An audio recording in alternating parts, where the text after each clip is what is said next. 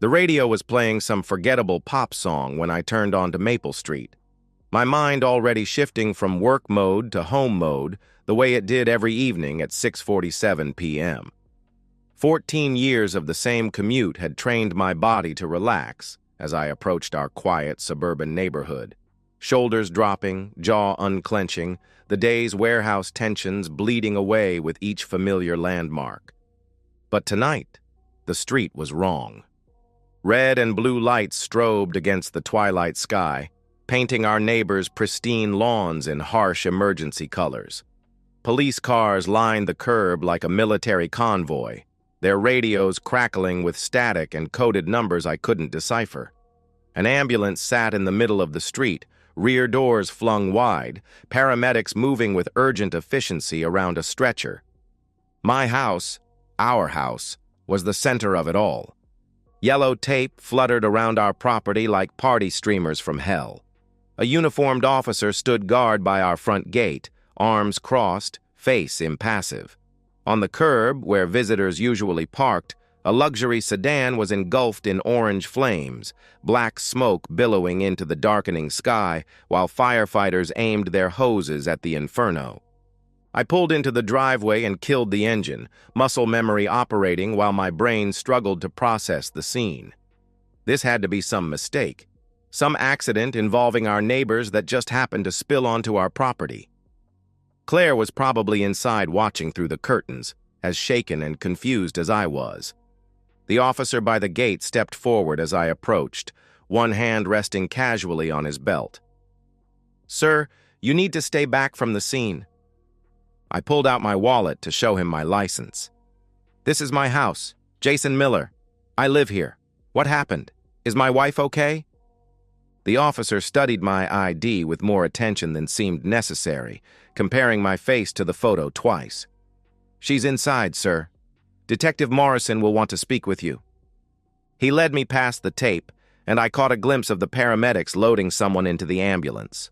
A man, face bloodied and unconscious, wearing an expensive suit that was now torn and stained. I'd never seen him before in my life. Detective Morrison appeared beside me, a tired-looking woman in her 40s with sharp eyes that seemed to catalog my every reaction. "Do you know this individual, Mr. Miller?" "No, never seen him." "Who is he? What happened here?" I asked. She didn't answer directly. "Where have you been this evening, sir?" The questions felt surreal, like being asked to prove my innocence of something I didn't even understand yet. "Work. Riverside Logistics. I manage the evening shift prep crew. I left at 6:30, same as always. There's cameras, time cards, witnesses." She was writing in a small notebook, not looking at me. "We'll need those details." Then she continued. "Your wife says this man was a friend who came by unexpectedly. Says someone attacked him outside your house and set his car on fire. Any idea who might want to do something like that?" The ground felt unsteady beneath my feet. Claire had never mentioned having male friends I didn't know. In 12 years of marriage, she'd never had unexpected visitors of any kind. She was too particular about the house being clean, too scheduled in her routines. "I don't understand. Claire doesn't really have friends over without planning it days in advance. She's very organized about social things." Detective Morrison's eyebrows rose slightly. "Organized?" "She likes to prepare, cook special meals, clean the house thoroughly. Having someone just drop by would stress her out." Even as I said it, I realized how odd it sounded, like I was describing a stranger instead of my wife. "And you have no idea who might have a grudge against you? Anyone who might want to send you a message by attacking a visitor to your home?" The implication hit me like cold water. They thought I did this. They thought I came home, found some man at my house, and beat him unconscious before torching his car. The absurdity of it would have been laughable if not for the detective's completely serious expression. "Detective, I've been at work since 2 o'clock this afternoon. I supervise a crew of 8 guys who can verify that. I've got time cards, security footage, probably 20 witnesses who saw me on the warehouse floor when this happened. She nodded, making more notes. We'll need to verify all of that, of course. In the meantime, I need you to understand that this is an active crime scene. We'll need to process the house and surrounding area. Can I see Claire? I asked. For the first time, Morrison's expression softened slightly. She's pretty shaken up. Says she's never seen anything like this before. I followed her inside, past more officers taking photographs and collecting evidence. Our living room had been turned into an interview station, with notebooks and recording equipment spread across Claire's antique coffee table. The air smelled like smoke from the burning car outside. Claire sat on our couch wrapped in a police blanket, her makeup streaked down her cheeks, hands trembling as she held a cup of coffee. When she saw me, fresh tears started flowing. Jason, oh God, it was so horrible. I sat beside her, instinctively reaching out to comfort her, but something in her posture made me pause. She was shaking, yes, but there was something else in her expression. Something that looked almost like guilt. What happened, honey? Who was that man? I asked. She spoke quickly, too quickly. I don't know. I mean, he was just a friend. Someone I met at the gym, David something. He stopped by to see if we wanted to join his book club. A book club? Claire hadn't read anything longer than a magazine article in the entire time I'd known her. Detective Morrison was watching our interaction carefully, taking notes about our body language, our words, the way Claire avoided eye contact when she spoke. I could feel the weight of their suspicions settling around me like a net, and the worst part was that I couldn't even blame them. If I were investigating this scene, I'd suspect the husband too. The fire department has the car fire under control, Morrison said. We'll need to keep the scene cordoned off overnight while our forensics team processes everything.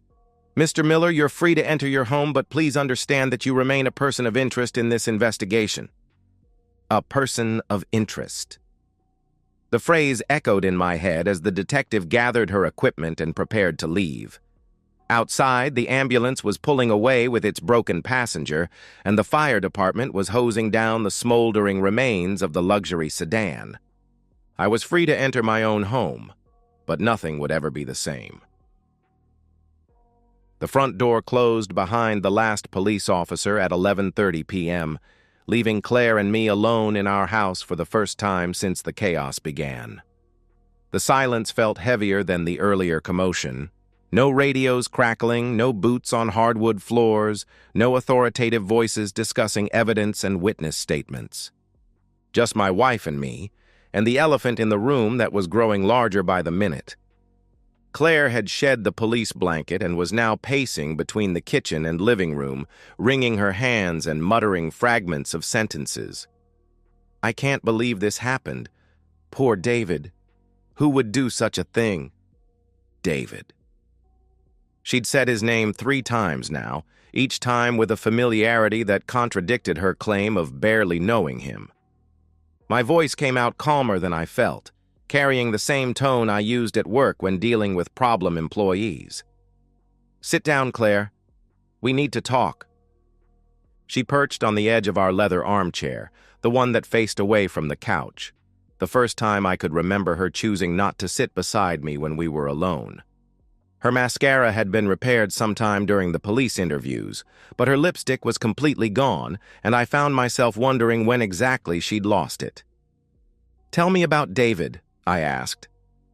I already told you, and the police. He's just someone from the gym who... What's his last name? I asked. The question hung in the air.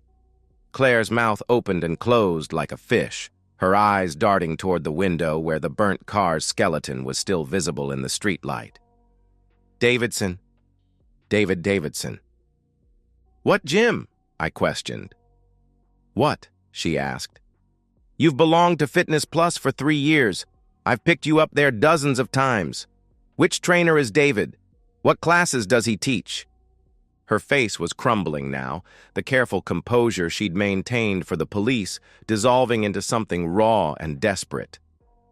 He's not a trainer. He's just a member who... Claire. I leaned forward, keeping my voice level. I've seen the credit card statements. You haven't been to the gym in 6 months." The silence that followed was deafening. Outside, a neighbor's dog barked once and went quiet. The refrigerator hummed in the kitchen. Claire's breathing became shallow and quick, like she was having a panic attack. "Jason, I can explain." She tried to reply, but I stopped her. "Can you? Because I've been trying to understand this evening and nothing makes sense. A stranger shows up at our house, a stranger driving a $60,000 BMW, and gets beaten half to death in our driveway. His car gets torched. The police think I did it, and my wife claims she barely knows the victim." The words exploded out of her, high-pitched and desperate. "I don't know who hurt him. I was inside when it happened.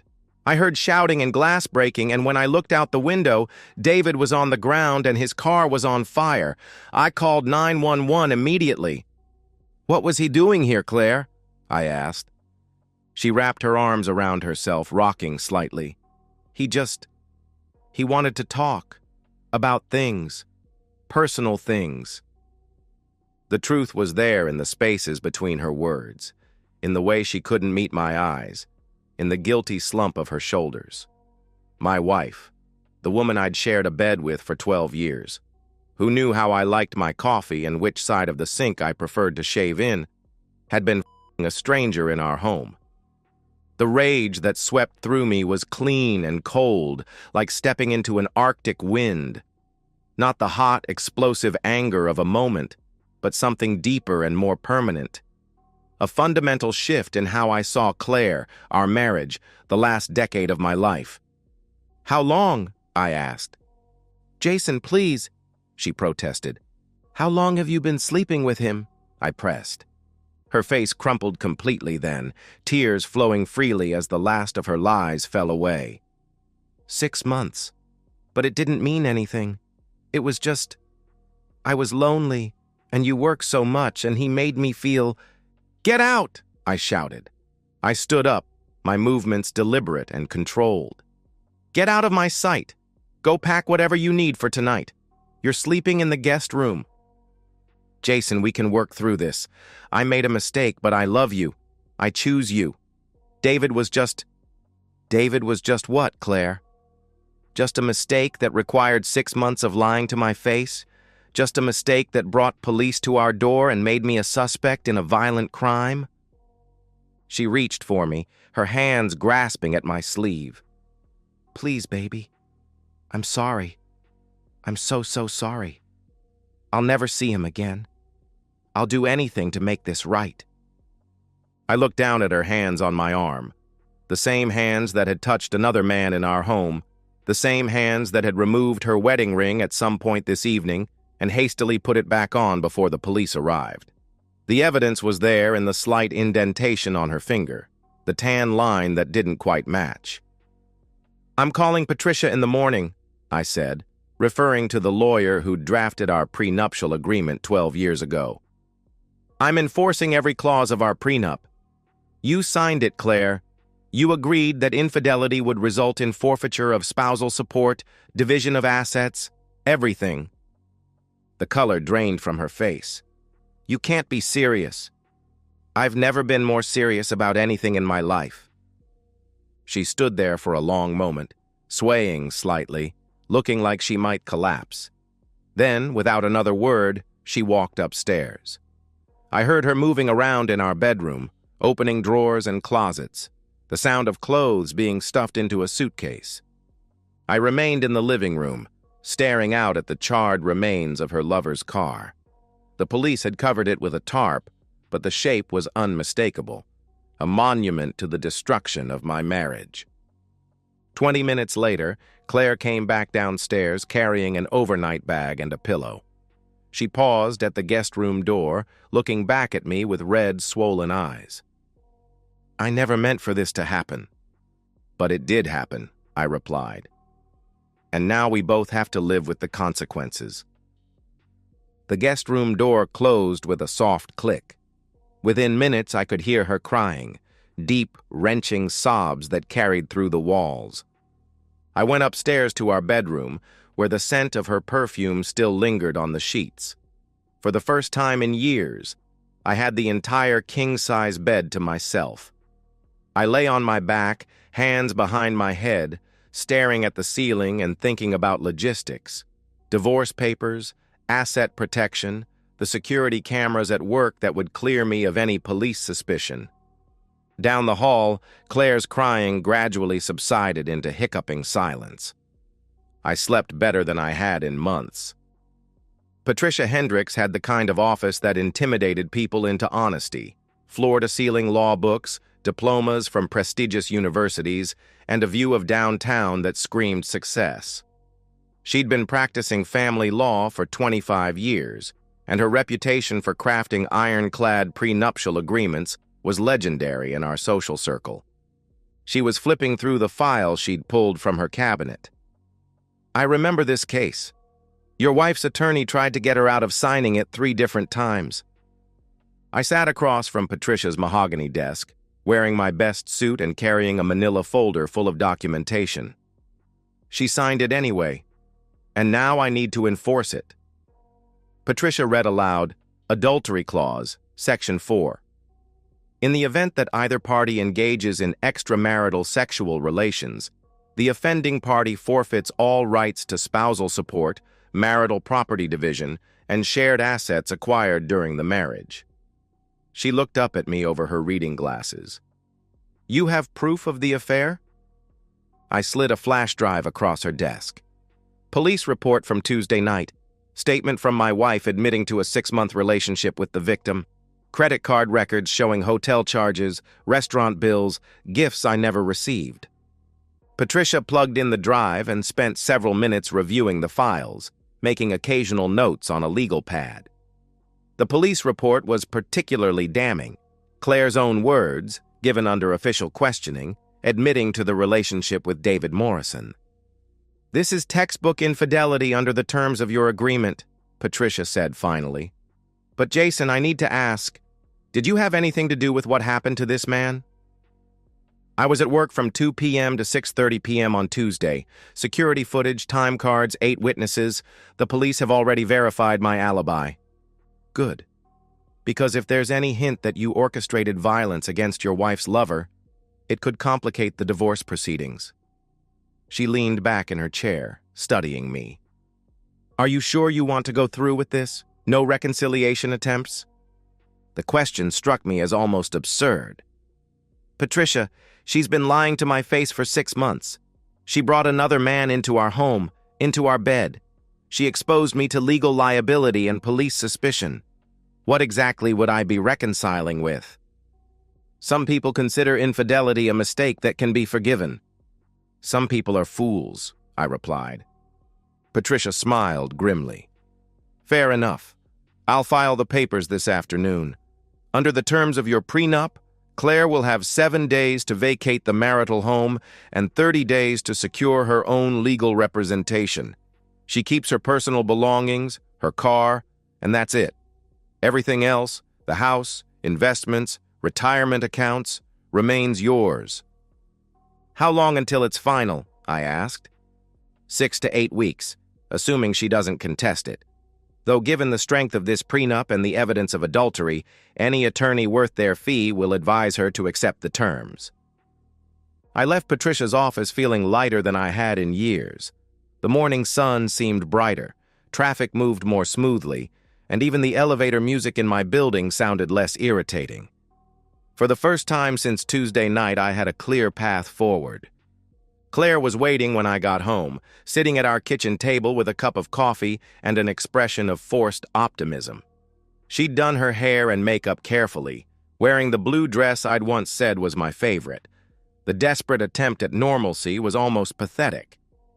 As I walked through the door, she said, "I made dinner reservations at Romano's for tonight, 7:30.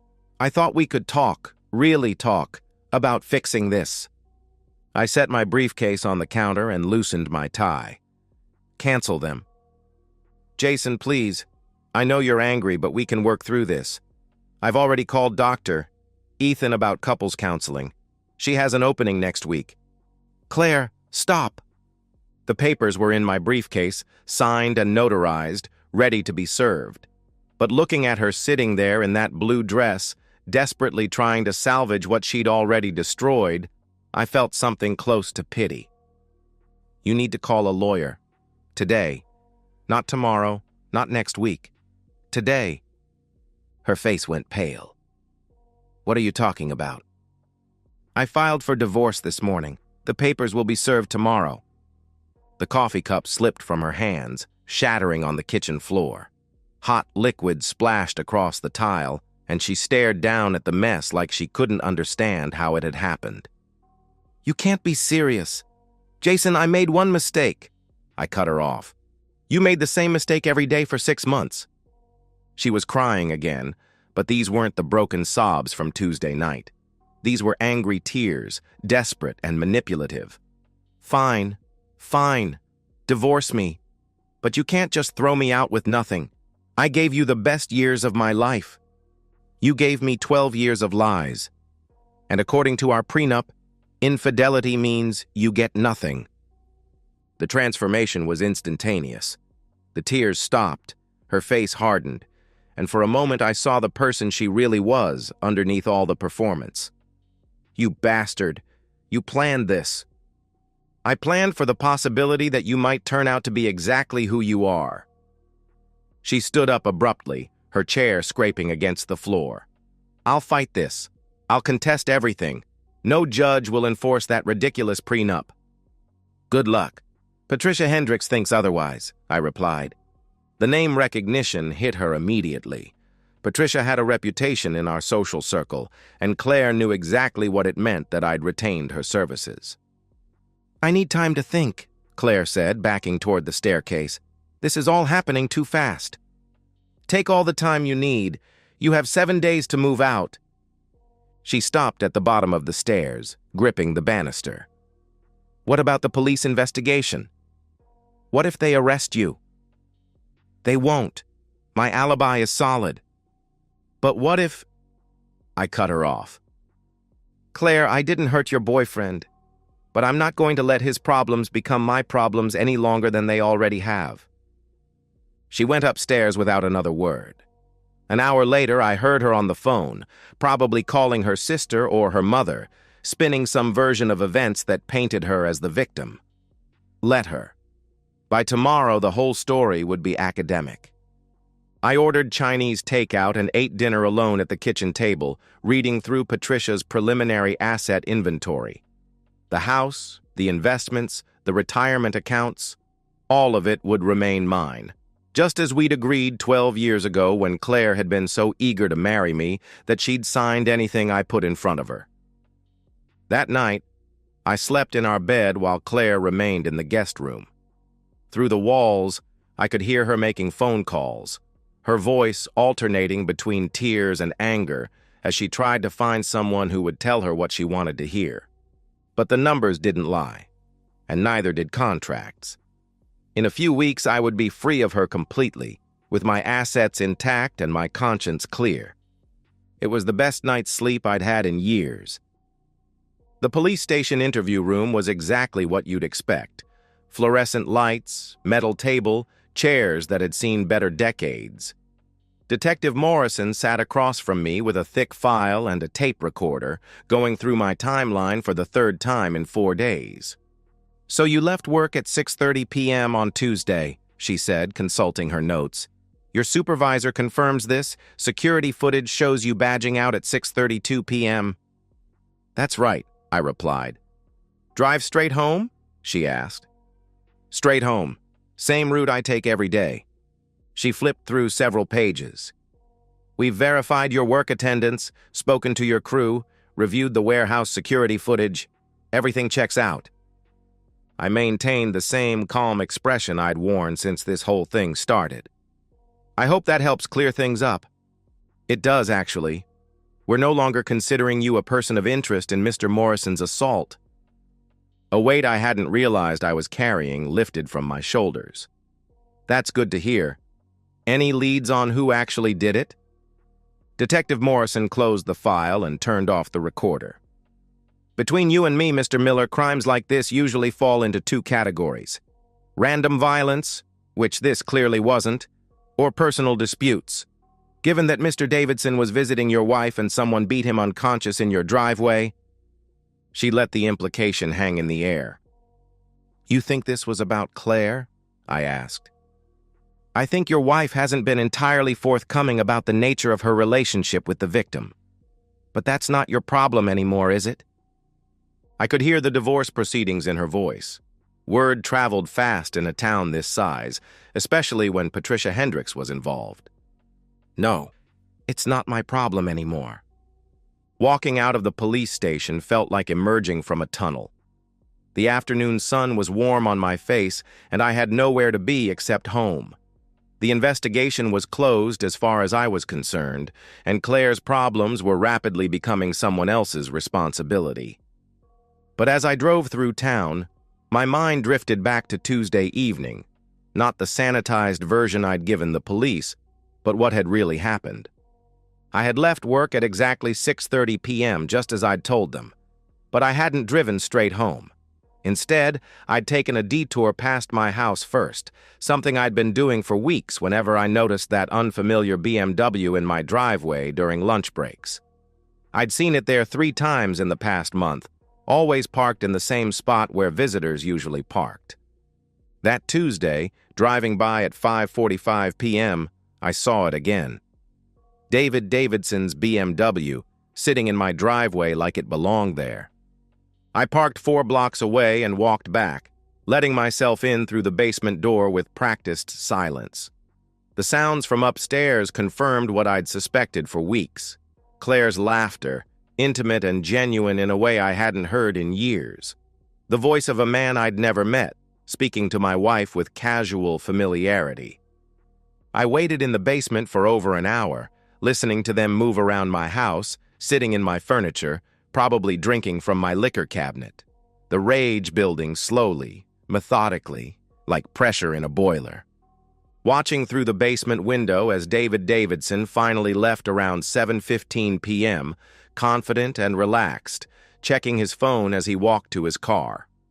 A handsome man in an expensive suit, carrying himself like someone who'd never faced real consequences for anything.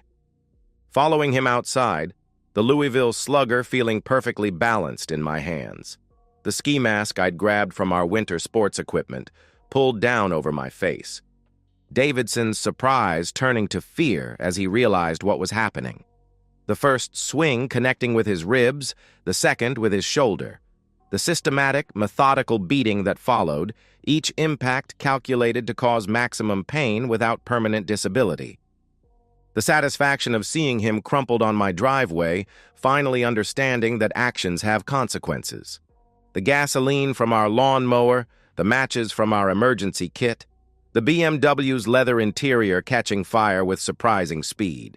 Stripping off the mask and gloves, washing my hands in the basement sink, changing clothes, hiding the evidence in the workshop. Then driving around the block and returning home at exactly 6:47 p.m. to discover the scene. My Oscar-worthy performance of confusion and concern as the police arrived. The memory brought a smile to my lips as I pulled into my driveway. The burnt skeleton of Davidson's car had been towed away, leaving only a black stain on the asphalt where it had sat. Claire's car was gone too, probably at her sister's house where she'd been staying since the divorce papers were served. Inside, the house felt different, cleaner, quieter, more like it had belonged to me all along instead of being a shared space where I was merely tolerated. I poured myself 2 fingers of bourbon and sat in my leather chair, the one Claire had always complained about. Through the living room window, I could see Mrs. Patterson from next door working in her garden, probably hoping to catch a glimpse of the neighborhood's latest drama. Let her look. The police investigation was closed, my marriage was ending on my terms, and David Davidson would spend the next several months learning to walk without a limp. The bourbon tasted like victory. My phone buzzed with a text from Claire. "Please call me. We need to talk about the house." I deleted the message without responding. We'd done enough talking. Now it was time for her to learn what the rest of her life would look like.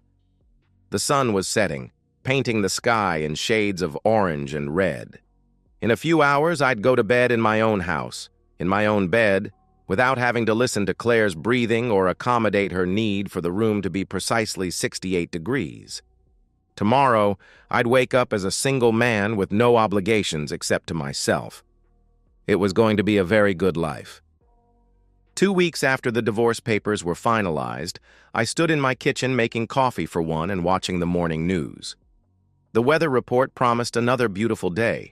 Sunny, mild, perfect for the golf game I'd scheduled with my buddy Mike from work. Claire had moved out completely the day before, taking only what the prenup allowed her to keep: her car, her clothes, her jewelry, and the bitter realization of what her choices had cost her. The house felt enormous without her presence, but in the best possible way, like stretching out after being cramped in a small space for years. The local news segment mentioned David Davidson's recovery. He'd been released from the hospital with a walking cast and several pins in his ribs, facing months of physical therapy. The police had officially closed the case, citing lack of evidence and suspects. The reporter mentioned that it was likely a random act of violence, possibly a robbery gone wrong. I smiled into my coffee mug. Mike picked me up at 9, and we spent the morning at Riverside Country Club, where I'd maintained my membership throughout the marriage despite Claire's complaints about the expense.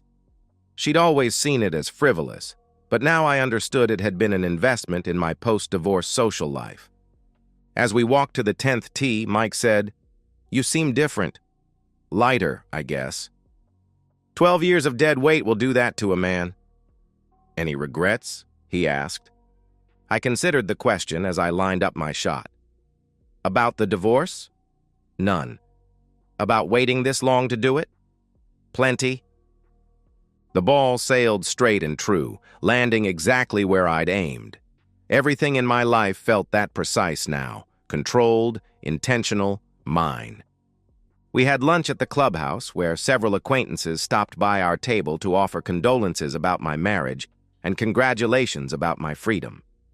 Word had gotten around about Claire's affair and the terms of our divorce. In our social circle, adultery was still considered a serious breach of trust, and the consensus seemed to be that I'd handled the situation with appropriate dignity. Over his sandwich, Mike said, "I heard she's staying with her parents." "Temporarily. The prenup gave her 60 days to find permanent housing." "That's rough," he replied. "That's consequences," I replied. Mike nodded approvingly. He'd been through his own messy divorce 5 years earlier, but without the protection of a prenup. His ex-wife had taken half of everything and still collected alimony. "You always were the smart one," he said. That afternoon, I came home to a house that was entirely my own. No compromises on furniture placement, no arguments about the thermostat, no need to accommodate anyone else's schedule or preferences. I could eat what I wanted, watch what I wanted, go to bed when I wanted. The freedom was intoxicating. I'd heard through mutual friends that Claire was struggling, living with her parents at 34, facing the reality of rebuilding her life from scratch with no financial cushion and a reputation damaged by her affair. Some of our former friends had expressed sympathy for her situation, but most had sided with me once the full story came out. David Davidson, according to the same gossip network, had ended their relationship immediately after getting out of the hospital. Apparently, the reality of being beaten nearly to death had cooled his enthusiasm for sleeping with married women. I felt no guilt about any of it. Claire had made her choices, and Davidson had made his. I'd simply ensured that those choices carried appropriate consequences. That evening, I made myself a perfect dinner. Steak cooked exactly how I liked it. Wine from the bottle Claire had always said was too expensive for weeknight drinking. Dessert I didn't have to share. I ate slowly, savoring each bite and the silence that surrounded me. As I was cleaning up, my phone rang. Claire's number appeared on the screen, but I let it go to voicemail. Whatever she wanted to say, I wasn't interested in hearing it. Our business was concluded. The voicemail was 3 minutes of tears and pleading, asking for another chance, promising she'd learned her lesson, begging me to reconsider the divorce terms. I deleted it without listening to the whole thing. At 10 o'clock, I went upstairs to my bedroom, not our bedroom, just mine now, and got ready for sleep. The king-size bed stretched out before me like an ocean of possibility. I could sleep diagonally if I wanted to, or spread out like a starfish, or pile all the pillows on one side. Instead, I lay on my back in the center of the bed, hands behind my head, and stared at the ceiling. The house was perfectly quiet, except for the subtle sounds of settling wood and the distant hum of the refrigerator downstairs. No crying from the guest room. No passive-aggressive sighs about something I'd supposedly done wrong. No pretending to be asleep when Claire wanted to discuss her feelings about our relationship. Just peace. I thought about Davidson, probably lying in his own bed with his injuries throbbing, wondering who had beaten him and why. I thought about Claire, crying into her childhood pillow while her parents whispered about what a disappointment she'd become. I thought about the life I was going to build from here. Travel, hobbies, maybe eventually dating someone who understood loyalty and commitment. The future stretched ahead of me like an open road. Outside, the neighborhood was settling into its nightly rhythm. Dogs being walked, porch lights turning on, families going through their bedtime routines. Normal people living normal lives, most of them never having to deal with the kind of betrayal I'd endured. But I'd handled it perfectly, methodically, with the same attention to detail I brought to everything else in my life. The police investigation was closed. The divorce was final. My assets were protected. My reputation was intact. Justice had been served on my terms, and the future belonged entirely to me. I closed my eyes and drifted into the deep, dreamless sleep of a man with a clear conscience and no regrets whatsoever. And so, we've reached the end of today's story.